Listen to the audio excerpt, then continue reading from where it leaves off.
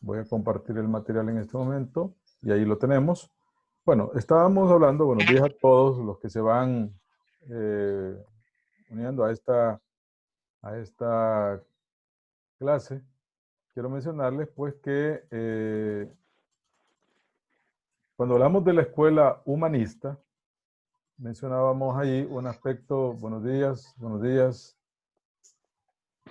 mencionábamos allí la teoría de Carl Rogers, que es una escuela humanista, se centra en el concepto de sí mismo, como el núcleo de la personalidad.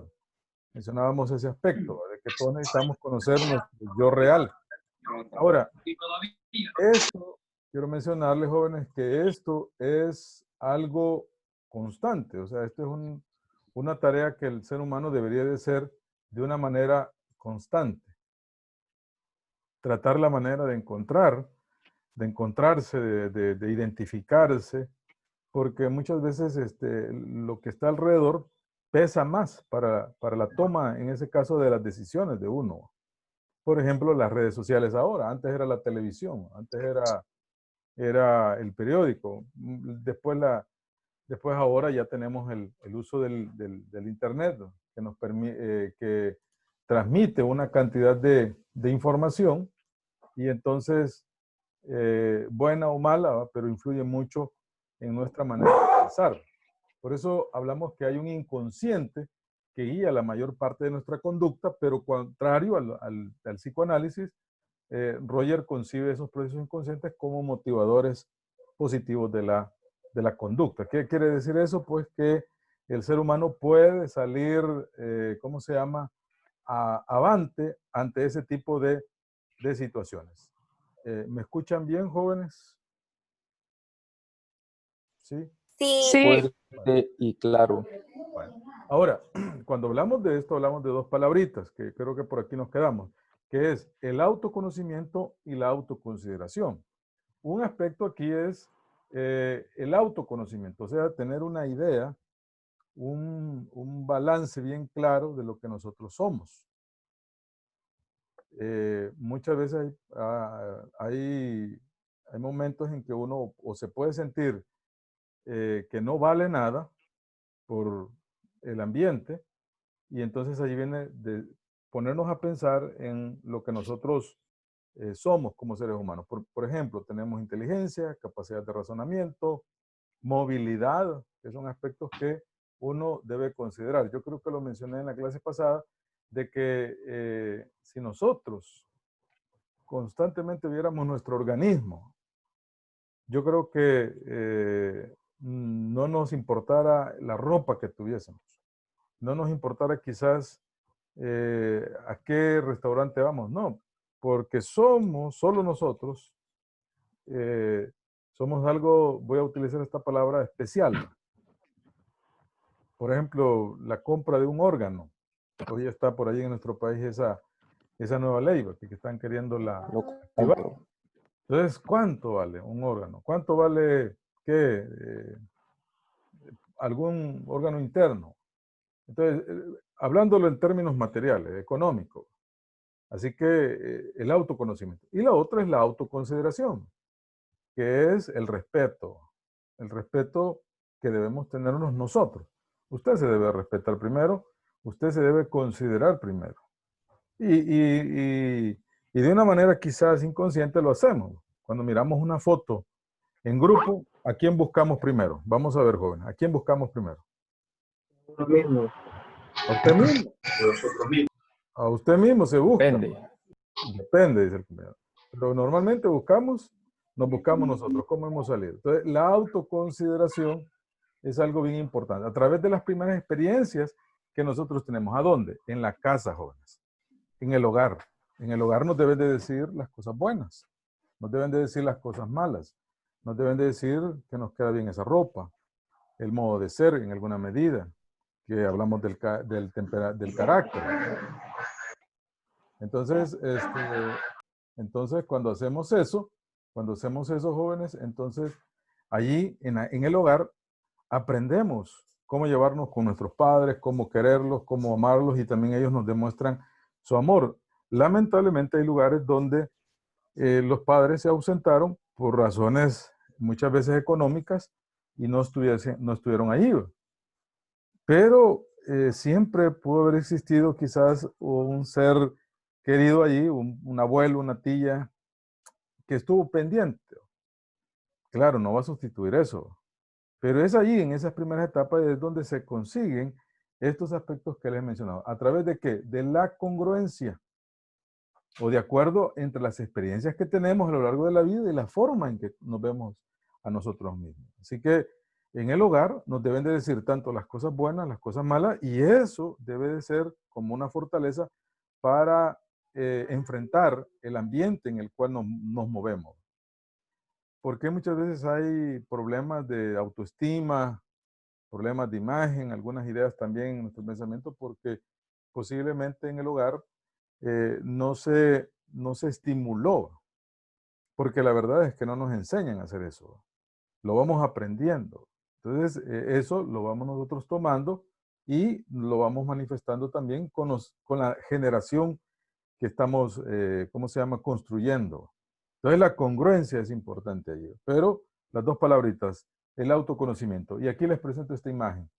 La congruencia, miren, el yo real más el yo ideal. Todos nosotros estamos buscando estas dos maneras de ser. Ahora, entre más yo me comporto, por ejemplo, la congruencia también es el acuerdo entre lo que nos gustaría ser y las expresiones que tenemos de nosotros mismos. Entonces, la congruencia es también el acuerdo entre lo que nos gustaría ser y la expresión que tenemos de nosotros mismos. Por ejemplo, si yo tuviera ya un hijo, pero solamente dejo embarazada a la chica, ¿va? Y después me voy, y entonces ya como a los 12 años yo aparezco y le digo, vení para acá, yo soy tu papá, así que me tenés que obedecer. Yo les pregunto, ¿eso es correcto? No, no, ¿Por, no Para lo hice nada, hacer. ¿Por qué razón? porque nunca Porque estuvo desde pequeño. no estuvo en la etapa más importante de la vida, o sea, no se dio a conocer como papá y el respeto, pues el niño no lo tiene. O No sea, lo tiene. ajá, él es padre biológicamente, pero para el niño nunca estuvo ahí, entonces no tuvo figura paterna al momento de crecer. Muy bien.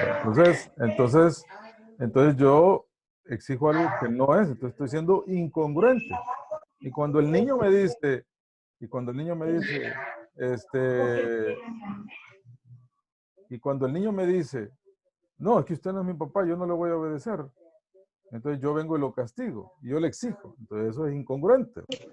Entonces, aquí hablamos, ¿va? El yo real, el yo ideal. Estos se deben de ir acercando, y entonces vamos a llegar a la congruencia. Ustedes quieren ser nutricionistas, entonces, perdón, no sé si así se menciona, también está la otra parte. Entonces, cuando ustedes quieren ser ese profesional que quieren ahorita, tienen un ideal. Lo han visto también quizás a una persona que se dedica a eso. Ustedes dicen, yo quiero ser de esta profesión. Ahora, lo congruente es que usted venga a clase, cumpla las tareas, pase cada ciclo. Ahora, incongruente es que usted diga, quiero estudiar nutrición, pero no viene a clase. Estoy hablando, en ejemplo, en un término general. No estoy hablando de asistir porque algunas veces no hay problemas para asistir a esta conexión, pero estoy hablando de cumplir con las tareas, de cumplir con todo. Entonces no estoy siendo congruente. Pero en mis redes sociales yo pongo que soy nutricionista en potencia. Entonces no estoy siendo congruente porque no estoy cumpliendo con el yo real que soy ahorita, que quiero ser que soy estudiante para llegar a ser un excelente profesional en el área que estoy estudiando. Entonces, cuando nosotros, la persona congruente, funcional, funciona al más alto nivel, abierto a la experiencia y no a la defensiva. Ahora, Entramos ahora a la psicología individual. Él decía que el hombre es un ser social. Alfred Adler, cuando lo conozcamos y hablemos un poquito más de su teoría, vamos a profundizar en otros aspectos bien interesantes. Pero una pequeña introducción. El hombre es un ser social por naturaleza. Y está motivado por necesidades sociales. No así Sigmund Freud. Creía que el ser humano entraba con el inconsciente que lo metía en problemas y una serie de situaciones que no eran resueltas. Y hablábamos también de la estructura de la personalidad. Ahora, él decía que somos además conscientes y no principalmente inconscientes. ¿A qué nos referimos con eso? A que hay personas que le echan la culpa a otros, al ambiente. ¿Usted por qué es violento? Ah, porque así en mi familia era. ¿Y vos por qué sos agresivo? Ah, porque mi mamá y mi papá sí se agarraban a golpe. Y ahí me pegaban a mí también. Él dice, estamos en condición de crear nuestro propio destino. Por eso él habla de que el ser humano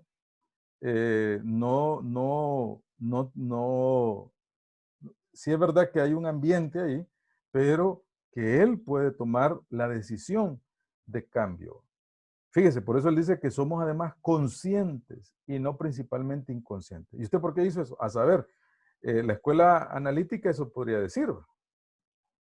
¿Y usted por qué mató eso? Fíjese que yo no sé, pero yo me dan unas fuerzas de matar a alguien y yo disfruto el quebrarle los huesos a las personas.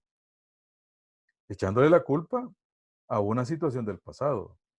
Pero Alfred Adler nos dice, no, nosotros somos conscientes de nuestros actos. Si es verdad, pues nos pudo haber pasado algo, pero podemos cambiar esa manera de ser. Y él mencionaba aquí, miren, no necesitamos, oiga, ser víctimas de impulsos primitivos. ¿En qué sentido? Ah, yo tengo sed y mi compañero tiene agua, yo se la voy a quitar, pues. ¿Y qué? Pues si yo tengo sed, yo me satisfago primero. Ese es un impulso primitivo. La otra, la necesidad de sexo o la sexualidad. Ah, yo tengo ganas de sexo. Ah, bueno, miro a una mujer, la agarro, pues, y me satisfago y ya estuvo. No, dice él, no necesitamos ser víctimas de impulsos primitivos, ni de un medio ambiente incontrolable. Puedo haber nacido en una familia agresiva, violenta, falta de disciplina, pero nosotros somos conscientes de nosotros. Por eso podemos mejorar a nosotros y al mundo alrededor. Y por eso hablamos del sentimiento de inferioridad, finalismos ficticios y complejos de inferioridad.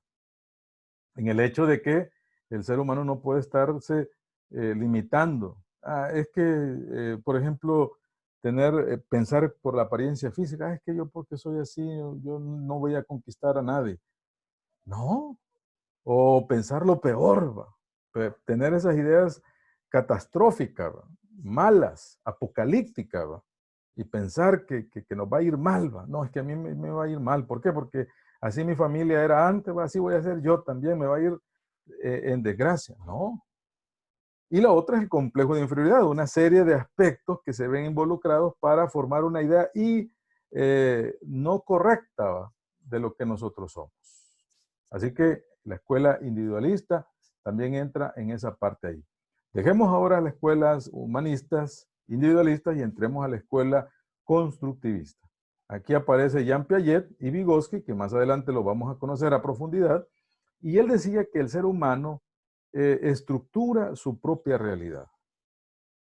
Y es verdad, jóvenes, desde pequeño empezamos primero gateando, después vamos poniéndonos en una manera erecta, ¿va? Una posición, después empezamos a dar los primeros pasos y así sucesivamente hasta tener una movilidad. Pero sí es verdad que nuestros padres nos pueden ayudar, pero nosotros vamos formando esa idea de correr, de movernos. Igual también cuando empezamos a utilizar las estructuras que están a nuestro alrededor, el juego imaginativo también que nosotros tenemos. Hoy la gente usa el juego virtual, ¿va? Pero desde pequeño esto ya viene en nosotros, que vamos creando nuestra manera de ir aprendiendo, hablando también. No necesitamos ir a la escuela para hablar, sino que lo vamos desarrollando, ¿va? Y entonces, cuando llegamos ya a la escuela, pues nos enseñan ya las estructuras y todo lo que los pasos adecuados cuando hablamos de eso. Por eso él decía que el ser humano, si ustedes miran esta definición, construye su propio proceso de aprendizaje. Claro, en las universidades nos ayudan a orientar ese pensamiento, pero hay ciertos como parámetros, como procesos que se van manifestando ahí. Ah, correcto, está bien, excelente, muy bien, vamos a tomar esa consideración ahí. ¿Qué piensan ustedes de todo esto? Vamos a ver, ayúdenme por favor. De todo lo que hemos hablado, de las escuelas humanistas, individualistas y ahora la escuela constructivista. ¿Me ayudan por favor?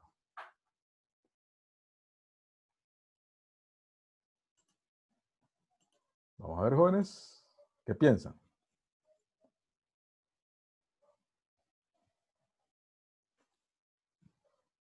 ¿Me escuchan, jóvenes? Sí, sí, sí.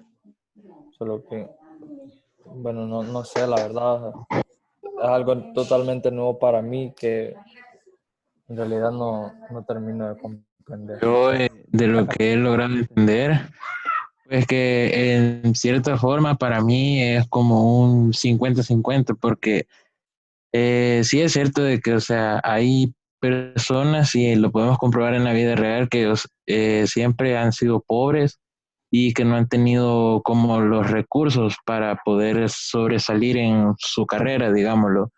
Y hay personas que sí tienen esos recursos y no sobresalen, y las mismas personas que desean tanto son los que tienen esos primeros lugares y cosas así. Entonces eso puede tener como una gran variación. Y de acuerdo con las escuelas constructivas que estamos viendo, en cierto punto, o sea, puede ser como se le llama bueno, como yo le suelo llamar, puede ser como las tentaciones, porque hay cosas que, o sea, nosotros decimos, como el alcohol, decimos, juela, ya no voy a tomar porque sí, me hace daño y ya sé y todo, pero a las mismas horas de las horas estamos volviendo a caer. Y un día después que lo volvimos a hacer, decimos, no, sí, hoy sí, ya no voy a tomar y nada de eso. Y nos dicen por decir, vamos a tomar y que no sé qué, no, ya no, dale, solo es un rato. Y entonces volvemos a caer en la misma tentación, llevándonos así en un círculo en el cual ya no podemos salir. Eso es lo que puedo dar a mi punto de opinión. El ejemplo que el compañero nos ha puesto puede ser caer aquí en esta parte de la individualidad, que nosotros somos capaces de tomar nuestras propias decisiones. Como él dice, el ejemplo de la bebida alcohólica, tener esa capacidad de tomar nuestras propias decisiones. Está bien, muy bien, está bien. Entonces, la escuela estructuralismo, yo quizás lo voy a explicar de esta manera, la escuela estructuralista. Por ejemplo, ustedes van a ser nutricionistas. A ustedes les van a enseñar una serie de teorías, de técnicas. Me imagino que también hay corrientes también allí en este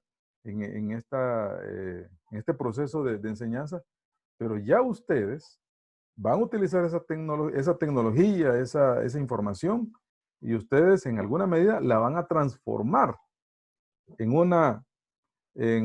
algo que sea beneficioso para el paciente, para el cliente. Entonces ustedes como profesionales van a tener toda esa información, pero a la vez también ustedes van a permitir que también el paciente se involucre en ese proceso de aprendizaje. Entonces, por eso dice que el ser humano construye su propio proceso de aprendizaje. Entonces, igual ustedes están aprendiendo ahorita, pero va a llegar un momento en que ustedes van a empezar a formar toda esa información, la van a transformar para el propósito que tenemos, sin afectar, ¿cómo se llama? Los procesos que están establecidos para eso. Vamos a ver, opiniones ahorita, jóvenes. Yo tengo una pregunta. Díganme. No solamente de lo de escuela humanista de Carl Rogers, que sí me parece también de que los que hayan, no sé si él dijo de los las motivaciones positivas de la conducta, de que uno puede ir mejorando siempre, aunque algunos digan que usen como la conciencia como que algo para mal, uno podría usarlo como para bien, para mejorar lo que haya pasado. Correcto. Eso es lo que él dijo en estas y eso es lo que yo me ha parecido bastante bueno, y también lo de las congruencias, de que siempre hay que saber, así como el ejemplo que usted puso de lo del papá, de que no, o sea, de nosotros igual, de saber qué somos y de qué no somos, y de no estar tratando de llegar a un lugar sin primero pasar por unos procesos también. Hay que darse cuenta de todo eso siempre, igual con lo de lo que usted acaba de mencionar, de las constructivas. Lo que yo he entendido de eso, de la escuela constructiva, es de que nosotros igual siempre podemos ir aprendiendo de lo que de las experiencias, me imagino, porque usted dice que uno va aprendiendo, va construyendo el proceso de aprendizaje, así como Sí. igual como va aprendiendo a alimentarse, a qué le cae bien, a conocer sus propias reacciones al cuerpo quizá, y qué debe de comer y qué no debe de comer, o Sí. algo así. Le entendí yo a lo de la escuela constructiva, porque eso sí es la primera vez, así como dijo Milton, la primera vez que había escuchado de este término. Digo esto porque muchas veces nosotros queremos querer dar una asesoría, pero vemos que el paciente no siguió todo el proceso. Quizás esta es una opinión muy personal. Entonces, pero la escuela, si seguimos el pensamiento constructivista, es que el sujeto quizá no va a poner todo en práctica, pero si algo de eso que yo le dije le funciona, y él dice, mire, fíjese que esto a mí me ha funcionado y estoy viendo cambios, entonces quiere decir que usted le dio la información, pero él la adaptó a sus condiciones, a su manera de ser. Usted lo asesoró bien, usted le dio toda la teoría, le dio toda la información, pero el sujeto la elabora y posiblemente no ponga el 100%. Él se tiene que ir instruyendo también, ir ¿Cómo es? aprendiendo. Sí, correcto. Y esa es una manera en cómo nosotros los seres humanos pues se nos queda más el aprendizaje. Por eso Piaget propone términos, por ejemplo, la adaptación. Cuando nosotros llegamos a la universidad no conocíamos nada de la universidad, pues. Dónde quedaba rectoría, dónde quedaba, pero empezamos a identificar esas áreas y esa información ya se nos quedó. Ya en el segundo ciclo ya sabemos. Y asimilamos y vamos ahora adaptándonos a la otra información que nos va llegando. Y entonces, cuando vengamos a sentir, acomodamos ya esa información ya en los niveles, vamos a decir, últimos de la carrera. Ya podemos hacer prácticas, ya nos atrevemos a dar ciertos diagnósticos, pero ya en la equilibración es cuando ya buscamos el equilibrio entre el elemento cognoscitivo. Quiere decir eso ya en nuestro trabajo. Así sería ese ejemplo. Ya en nuestro trabajo ya no están los maestros. Ya usted dice, me acuerdo cuando me dieron esta materia.